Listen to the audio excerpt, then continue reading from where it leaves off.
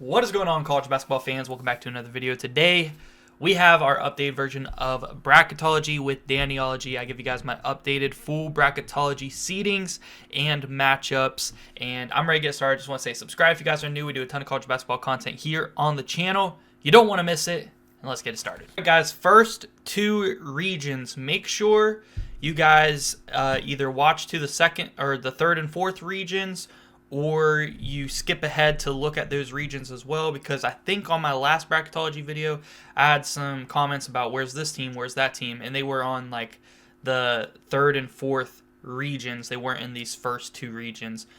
These are only the first 34 teams out of the whole field of 64, or the whole field of 68.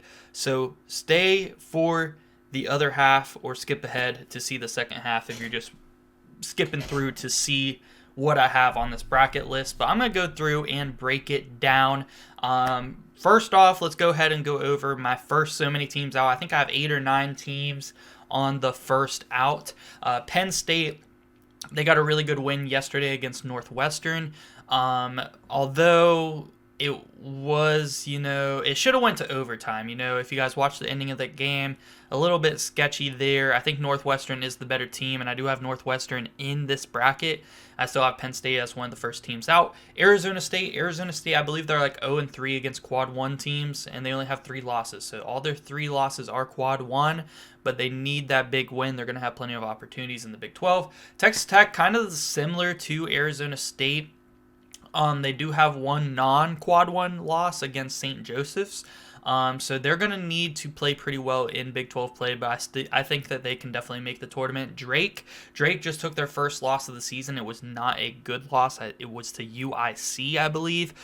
So they're going to, I think they're most likely going to have to win the Missouri Valley to make the tournament, which I actually do not have them winning. I have Bradley as my 12th seed here in the first region here in the South, which we will talk about here in a little bit. New Mexico does have some decent non-con wins, one specifically against UCLA, which is going to go a long way.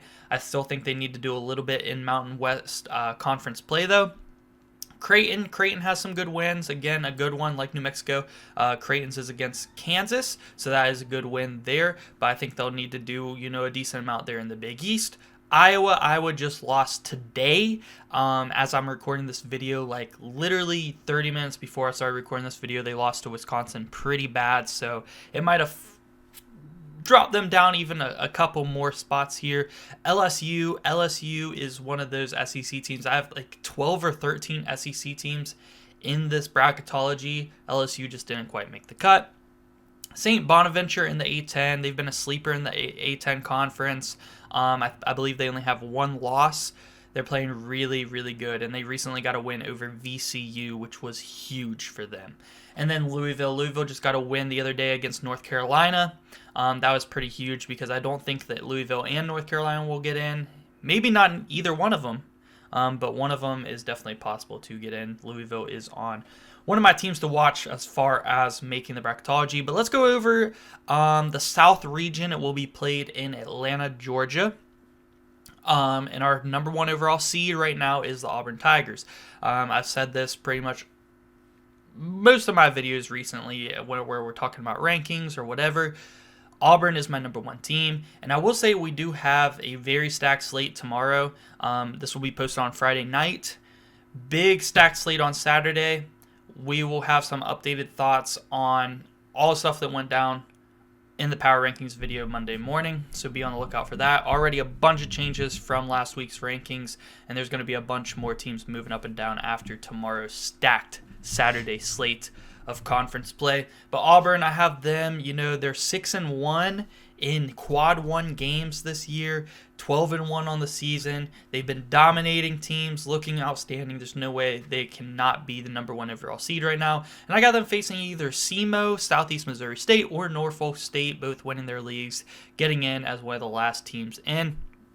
Baylor here as the 8 seed. I have them a lot lower than most people. I just feel like Baylor hasn't done enough, in my opinion, to warrant a higher seed. Like, I see most people having them even still as like a 5 seed or a 4 seed. I think that's too high, and you're kind of going off of, recency bias over the past few years, where you have Baylor as usually a championship contender, and they were supposed to be that this year, but they just haven't been yet. They haven't proven themselves. I think an 8 seed. I could see them a little bit higher as maybe a 7, but definitely not a 5 or higher.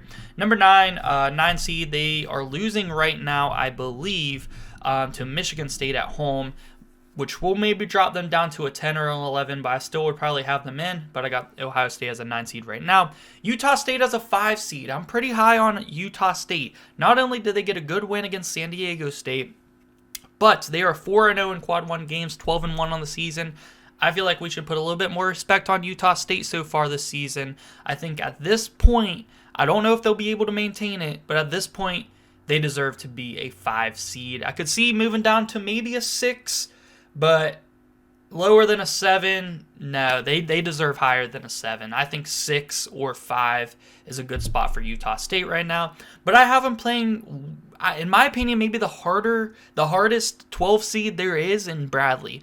And I talked about Drake as one of my first outs as far as an at-large bid. That's because I don't have them winning the Missouri Valley. I have Bradley University winning the Missouri Valley Conference. Bradley just got a big win on the road against Indiana State. That was a gritty win.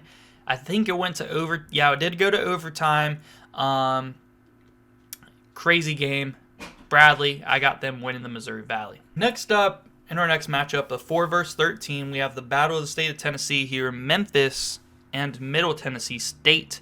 I have Middle Tennessee State as kind of a bid steal out of the Conference USA. A lot of people would have Liberty. Liberty just got beat by Western Kentucky. I still think Liberty is probably the favorite to win that league for sure, but from what I've seen from Middle Tennessee State so far this year, I think they're a sleeper to win Conference USA. I got them as a bid steal here and getting a 13 seed to face Memphis. As far as Memphis, I think they're a very underrated team.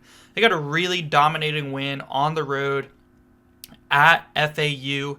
I think that was yesterday, or maybe it was Tuesday, but that was a really impressive win. They got a lot of really good shooters on this team. They deserve a 4 seed at least at this point. Next up, our 6 seed, we got Clemson.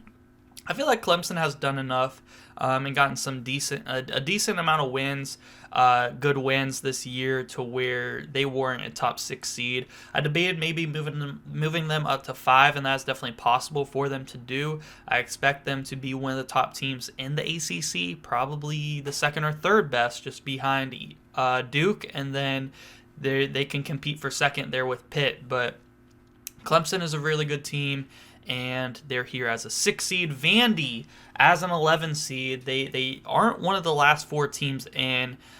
They don't have to play in the first 4 games, but Vandy is still here as an 11 seed just because they don't have any quad 1 wins up to this point in the season. They're going to have plenty of opportunities in the SEC, so we will see if they will move up or possibly fall out of the bracketology within the next few weeks. Oregon just took a brutal beating, really a whooping from Illinois last night. Got destroyed at home. They were hanging in there throughout the first half, and then the second half, Illinois just destroyed them. Oregon. I was debating having Oregon as my 4th 1 seed before that loss. Now they moved down to a 3 seed. Still a really good resume, though. I mean, obviously they're still a 3 seed, 4-2 in quad 1 wins, or in quad 1 games, and also, a really good win over Alabama, which is going to help them a ton. Charleston as our 14th seed. I got them out of the CAC conference. Houston here as our 7th seed. I see some people have Houston a little higher, but in my opinion, they just have not done enough to warrant that. I mean, they're 0-3 in quad 1 games, 9-3 on the season.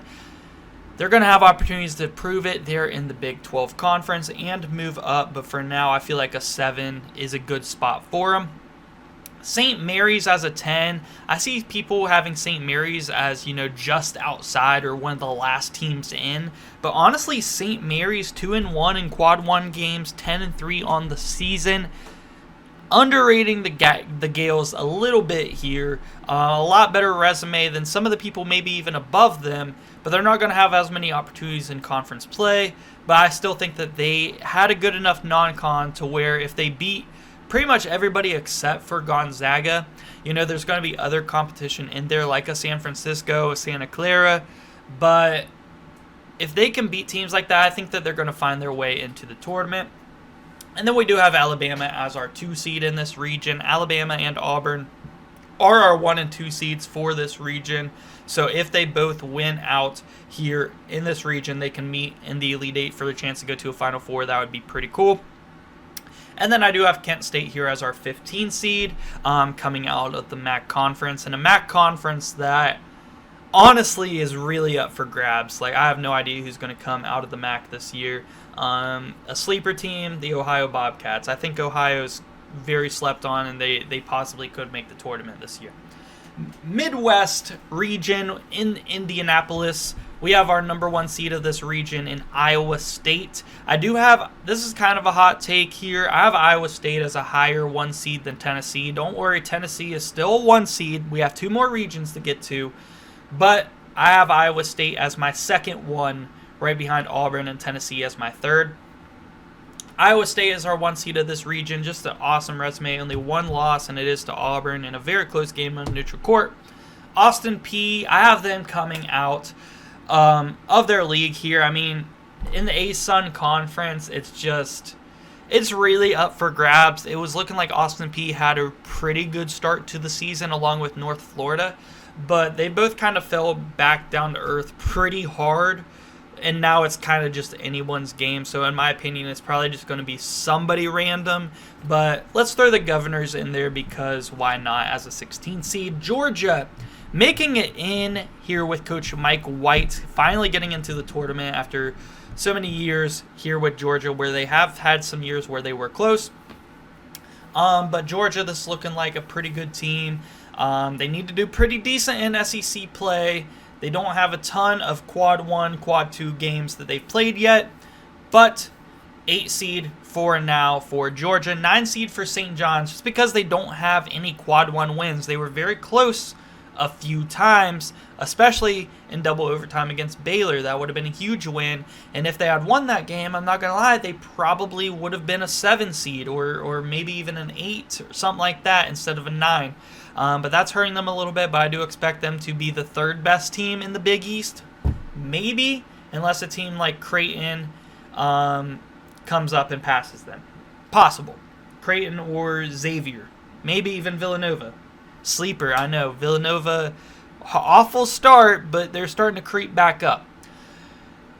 Who do we got? Gonzaga here as our 5 seed. Yeah, Gonzaga hasn't been that impressive lately. They've fallen down to a 5 seed. I mean, you get a top 5 seed in the NCAA tournament, it's still good, but for Gonzaga's standards, this is just not where they expected to be this year.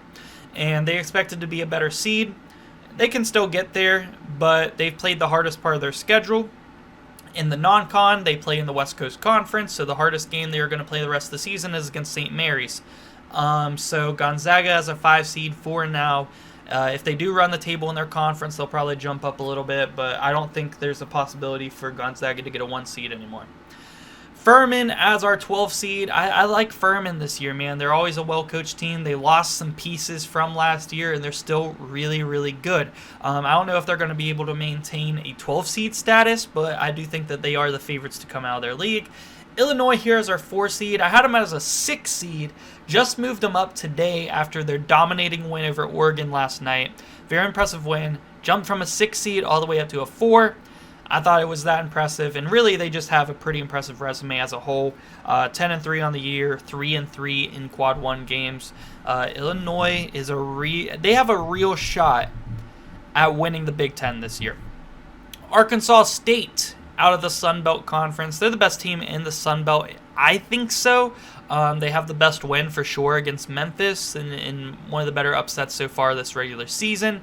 So I got them out of that league. West Virginia, I got them as a 6 seed. I'm not going to lie, I had them as a 5. I felt like that was pretty fair, but I didn't want to seem too biased. As you can see, I got West Virginia gear all over me. I'm a big fan.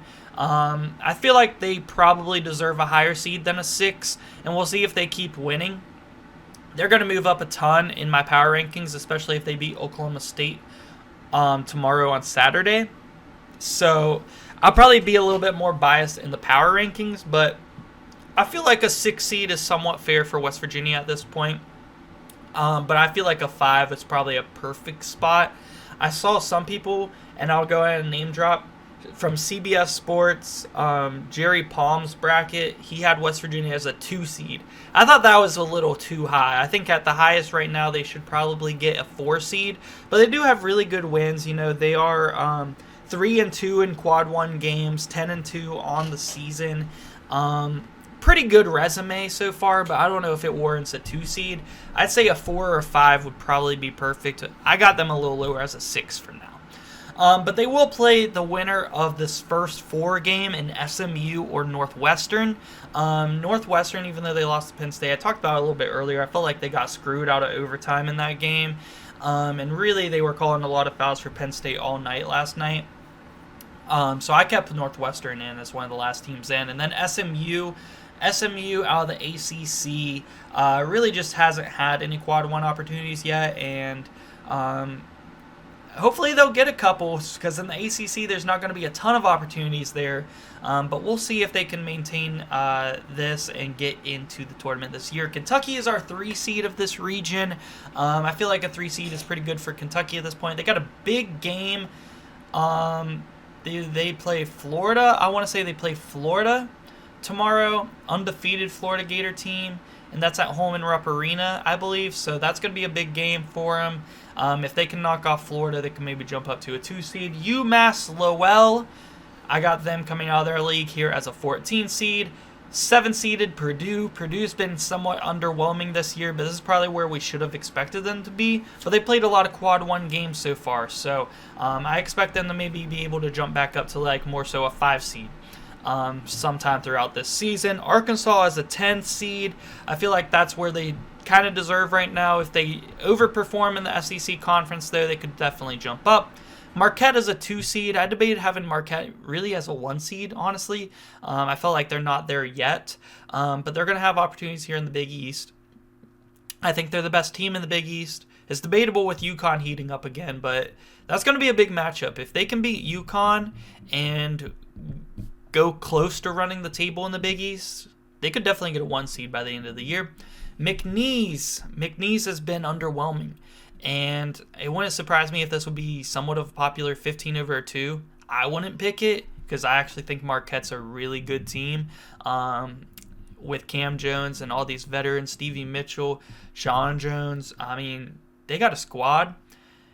I wouldn't pick it, but just because of the preseason hype behind McNeese State, it would probably be a popular pick. I still think they might probably come out of their league, but I don't think that they're that great, and that's why they're all the way down as a 15 seed. All right, our next 2 brackets. We got the East region in Newark, New Jersey, and our West region in San Francisco, California. Let's go over our East region first, where our number 1 seed is going to be the Tennessee Volunteers. Undefeated up to this point in the season. Very excited to see them get into SEC play and get really tested here and see if they'll be able to maintain a 1 seed throughout the end of the season. I think they'll be able to maintain a top 3 seed for sure, but I don't know about a 1 seed. Holy Cross here as our 16 seed. Them or Southern winning their leagues, getting to play in one of the first 4 games. Michigan as an 8 seed. I see some people have Michigan up to like a 5 seed, which I really don't get. Like I think it's really, to be honest, probably just the brand bias of them being excited about Dusty May maybe reviving their, program after, a couple of rough years with Juwan Howard the past few. But yeah, they're probably just hyped up about the brand of Michigan and stuff. But I mean, 10-3, 1-2 in quad 1 games. Michigan just does not have the resume to warrant a 5 seed up to this point. Not saying they can't get one by the end of the year, but right now I feel like an 8 seed is definitely feels like the right spot for Michigan. Ole Miss has a 9 seed. Ole Miss, a good team that hasn't had many quad 1 opportunities yet. They're 2-2 in quad 1 games. Recently, their most recent loss to Memphis. They're going to have plenty of opportunities in the SEC. I think they're going to get in this year. This is going to be the first year they get in with Chris Beard as their head coach. They've been close the past couple of years. So I'm excited to see how that does play out. Kansas is our 5 seed in this region. Kansas just dropped down, man. They lost to my team, West Virginia, recently. They probably play again tomorrow on Saturday, where they will hopefully be able to pick up a win for them. But yeah, for now, they've had a rough end to 2024, hoping it changes in 2025. But right now, they fell down to a 5 seed, and this was the preseason number 1 team in the country. High Point, one of my favorite mid-majors in the country, had to have them win their league and get a 12 seed at that. Mississippi State as our 4 seed. Mississippi State, one of the more underrated resumes so far in the entire country. I mean, they have been killing it. 12-1 on the season, 3-0 in quad 1 games. Very important games. They are 3-0, including a really good win over Memphis and destroying the Pitt Panthers, which I really like. So they're up here as a 4 seed. Kind of a surprise. You know, we thought Chris Jans would have this team with Josh Hubbard, who is a star in college basketball, in the tournament again, like he did last year. Did not expect them to be up as a 4 seed right now, and you could argue they even deserve a 3. Princeton as a 13 seed. I got them out of the Ivy League. You know, Columbia did not look good against Rutgers, and I know that's Rutgers, so that's a tougher game for Columbia, but Princeton played the same team, beat Rutgers. And Princeton, you know, I feel like they might be the better team, even though Columbia has the slightly better record. Dayton here as our 6th seed. I got them out of the A-10 conference, man, getting a 6 seed. I mean, they've played a really tough non-con schedule, and they've won some of those games, including a win over who was it, UConn, and the win over Marquette. The 2 best teams in the Big East, Dayton beat this year. They definitely deserve a 6 seed at this point in the season. 11 seed, Central Florida. I don't see enough people talking about Central Florida. They got 2 really good wins over 2 teams in Texas. Texas Tech on the road, and they beat Texas A&M. One of the first games of the season this year. That's going to go a long way. They're 10-2, 2-1 in quad 1 games. Had to put them in. You know, even an 11 seed might be too low for them at this point, but they're going to get even more tested in the Big 12, but I feel like they're very underrated, and I might even be underrating them here with an 11 seed, but they definitely need to be in the tournament at this point. UConn as our 3 seed. UConn's really turned things around since going 0-3 in the Maui.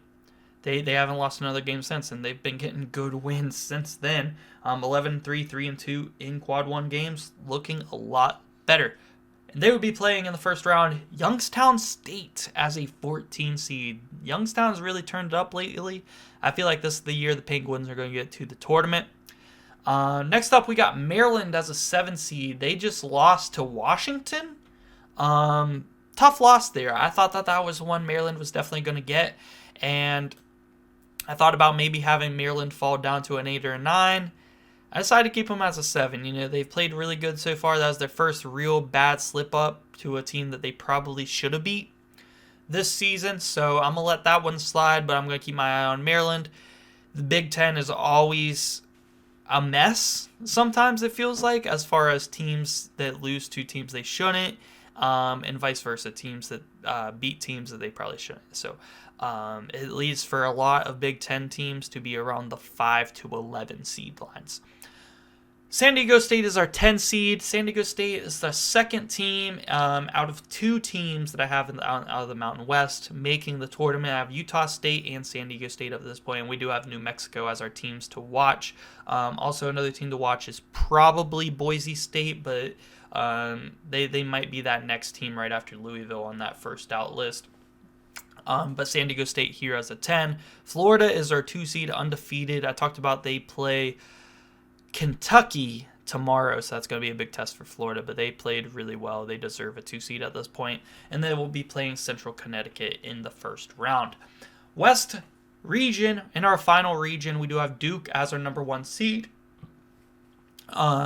Duke, you could argue some other teams maybe deserve it. I was probably going to give it to Oregon before they got beat pretty bad last night by Illinois. So I decided to give it to Duke. I feel like they probably do deserve it up to this point. They got a really good win over Auburn this year. Even though it was at home, that's still a good win. And some of their losses, they're considered good losses against Kansas and against Kentucky. The Kansas one not looking as good, but that's probably going to look even better, as we move along. Kansas is going to turn things around.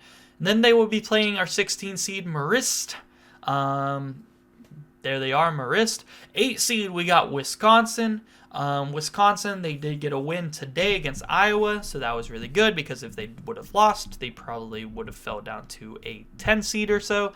Missouri as our 9 seed. I think Missouri's more of a bubble team for most people, but I think with their win over Kansas, that was a really good win, and they probably at this point deserve a 9 seed. So let's give them a chance to prove themselves in conference play, and not write them off too early here. Pitt as a 5 seed. I feel like Pitt's got a couple of pretty good wins so far this season. I think that they're the second or third best team in the ACC behind Duke and maybe Clemson. I think Clemson and them are going to be fighting for that spot pretty much all year long. UC San Diego coming out of their league. Oh my goodness. UC San Diego I think is a real sleeper.